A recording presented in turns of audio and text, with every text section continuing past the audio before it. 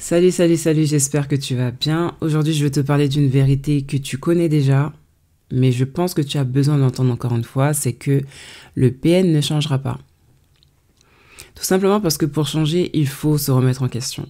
Pour changer, il faut savoir ce qui ne va pas. Il faut avoir connaissance et il faut avoir conscience de ce qui ne va pas dans notre vie. Tandis que le PN, notre cher ami le PN, ne sait pas ce qu'est une remise en question. Le PN ne voit pas le mal chez lui, mais le PN voit le mal chez les autres. Donc comment peut-on se remettre en question si on ne sait pas ce qui ne va pas chez nous? Comment pourrait-on avoir le bon traitement si on ne sait pas expliquer nos symptômes au médecin? C'est exactement la même chose avec un PN. Tu auras beau vouloir lui faire entendre raison sur son comportement, tu auras beau lui apporter des preuves, montrer par A plus B que son comportement est nocif, tant envers lui-même que les autres, il va tourner la situation de sorte à ce que tu te remettes en question. Il pourrait même en arriver à te dire ou à te faire penser que ce dont tu lui parles, que les points sur lesquels tu voudrais qu'il travaille, c'est toi qui devrais travailler dessus. C'est toi qui devrais te remettre en question.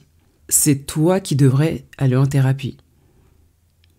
Mais je vais te dire une chose, qu'il change ou qu'il ne change pas ne devrait pas être ta priorité. Non, ça ne devrait absolument pas être ta priorité, tout simplement parce que on sait que les dégâts commis par un pervers narcissique sont des dégâts destructeurs. Sur le moment actuel où tu es en train de les vivre, actuellement tu souffres, mais en restant avec le PN, tu es en train de prolonger l'expérience. La priorité, elle n'est pas dans son changement, dans sa prise de conscience.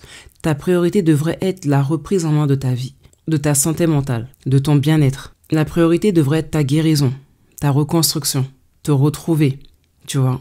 Il y a des professionnels de santé qui ont dit avoir travaillé avec des PN jusqu'à un certain point. Mais après ce point-là, ils n'ont plus été en mesure de travailler avec les PN, tout simplement parce que les PN sont retombés dans leur travers, sont retombés dans leur automatisme de défense et dans leur automatisme de domination. Donc si des professionnels de santé en arrivent à dire que oui, on peut accompagner les PN jusqu'à un certain point, mais qu'après ils retombent dans leur travers, est-ce que tu penses que vraiment tu devrais avoir pour priorité ou pour prière ou pour espoir le changement d'un PN?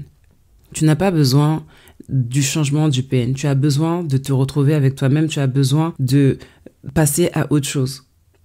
Tant que le PN n'aura pas un déclic personnel et profond, tu te donnes une charge de travail inutile. Ça ne sera qu'une masse de travail infructueuse que tu es en train de te mettre sur la tête. Tu vois, tu vas entrer dans une activité, tu te dis ouais c'est productif, il va changer, il va s'améliorer, etc. Mais le retour sur investissement, il est nul. Donc c'est pour ça, et je le répète, tant que le déclic n'est pas personnel et profond, les choses que tu as connues vont se répéter. Parce que c'est dans leur caractère, c'est dans leur habitude d'être ce qu'ils sont. C'est ancré en eux en fait. Oui, on peut améliorer son caractère. Oui, on peut changer ses habitudes. Mais est-ce que c'est la volonté du PN? Est-ce qu'il n'est pas confortable dans la situation inconfortable dans laquelle tu es? À un moment, il faut juste entendre raison, et quand on a fait tout ce qu'on a pu pour venir en aide au PN et que ça n'a pas marché, il faut juste les remettre dans la prière et continuer sa vie, s'occuper de soi, penser à soi. Il n'y a que ça à faire. Parce qu'on ne peut pas aider une personne qui ne veut pas être aidée. On ne peut pas sauver une personne qui ne veut pas être sauvée. C'est comme on dit, je peux t'emmener à la fontaine, mais je ne peux pas te forcer à boire. Ou je peux t'emmener chez l'opticien, mais je ne peux pas te forcer à porter les lunettes. C'est exactement pareil. Donc, qu'il change ou qu'il ne change pas, c'est pas ta priorité, mais ta priorité, c'est toi. Tout simplement. Point barre. Period. Et pour tous ceux qui se demandent si un PN peut changer avec l'âge, bonifier comme le vin, j'ai envie de te dire que le PN, tu peux pas le comparer à du vin. Moi, le PN, je le compare à du lait. Il tourne, il est imbuvable à un moment donné. Le PN, il va devenir pire avec l'âge.